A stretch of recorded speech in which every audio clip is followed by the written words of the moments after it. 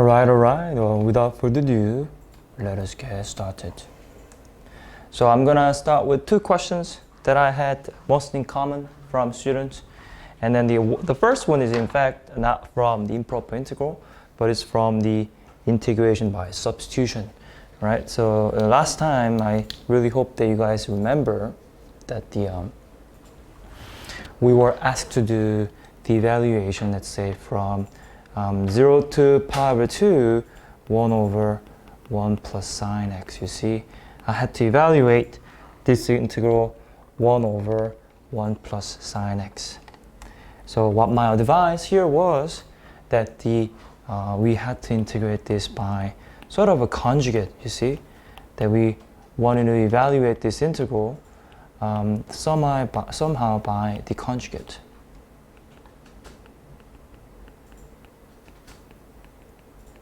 Okay, so that, my friend, was what it was, right? So on this one, then what we need to do is to evaluate this by from 0 to pi over 2, and then we had 1 minus sine x, you see, and then cosine square x, and what we concluded was from 0 to pi over 2, secant square x minus secant x tangent x dx. Right, so that was the tactic that we discussed. And then it was so good with this because we can do the fundamental theorem of calculus, right? We can do the fundamental theorem of calculus. So if I did, then the secant square is going to be simply the tangent x minus secant x. But you know what? The problem arises when you are dealing with the evaluation of this value at pi over 2. The problem arises because if you think about the tangent pi over 2, what is it? Tangent pi over 2 is infinity, right? Because it's got the vertical asymptote at pi over 2. Likewise, for the secant, my friend, for the secant, you see, secant is a 1 over cosine, and 1 over cosine pi over 2 is a 1 over 0.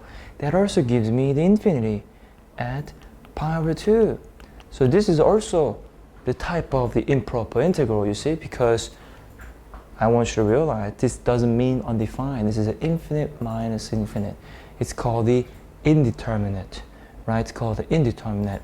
And for that, we need to evaluate as x goes to pi over 2 of certain function, you see. And what I would like to then advise to you, since it's indeterminate, you know, I like to find the limit of that function. And what we can do is that we can put into the quotient, you see. We can put into the quotient of that fraction and do the L'Hopital, right? That's a one way. That's a one way to look at this. So, you know, so for the indeterminate form, make into quotient, please, and then do the L'Hopital, maybe. Okay? So that will be something I will advise you to do. But the next one is, in the question they gave me the substitution, you see. They have given me the substitution. The substitution was the following. The substitution here was t is equal to tangent x over 2. Okay, so here I was given t is equal to tangent x over 2. And here's my following question. What would you like to do here then? I'm given tangent x over 2 as a substitution t, but in the integration I have something of a sine. So you know your aim is to convert the tangent x over 2 into the sine x. I want to convert tangent x over 2 into the sine x. So that's the aim. So let us check. What does this remind you, my fellow students? What does this tangent x over 2 remind you? It's something of a multiple of half. Then it's half angle. And if I ask you what half angle is, I really want you to tell me straight away without any sweat, okay? So this is in fact the sine x over 1 plus cosine x. I really hope that you guys are able to come up with the half angle right away. Okay, but here's the thing, man. I want to describe the sine x, right, in terms of t. That means I need to have expression of the sine x only in terms of whatever and then I can probably describe it as a t, right? Okay, but here's my obstacle, here's my problem. I don't like the expression of a cosine x here, you see, because it's not in terms of sine. And for that, we can use the Pythagorean identity to simplify, right? So therefore, this is going to be sine x over 1 plus square root of 1 minus sine square x. I'm very happy, and that is the same as a t, right? That is the same as t. All right, all right. And what I'm going to do is rearrange this, you see. If I rearrange this, it's going to be this form here, boom, times t is equal to sine x. You see? And remember, my job is to express everything sine in terms of t. So maybe I want to simplify this form here, you see? Maybe I want to simplify that. So let's expand first, you see? If I expand, it's going to be t plus t square root of blah is equal to sine x.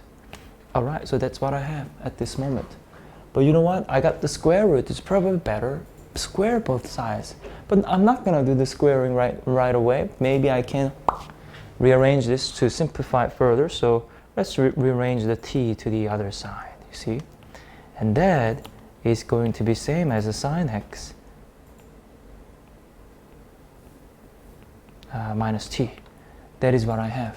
And I want to get rid of the square. So what I will do, my fellow students, is that I'm going to perfect square this, you see? Or perfect square that. If I did, then I have t squared 1 minus sine square x is equal to sine square x minus 2t sine x plus t squared is what I have. On the left hand side, if I expand, it's going to be t squared minus t squared sine square x is equal to, voila, that is what I have. But remember, the aim here was to express a sine in terms of t. But let us try to see if I can cancel out many terms. In fact, I can get rid of the t squared. I'm very happy. And for that, I'm going to now rearrange this to the right hand side. Then I have I have a t squared sine square x, right? Plus the rest, right? So minus 2t sine x plus sine square x is equal to 0. And what I have in common right now, is I can factorize by the sine x, right? I can factorize by the sine x. Therefore, it's going to be, hold on a sec. I think there should be more terms to cancel out. Just give me 1 second. T 1 over 1 minus t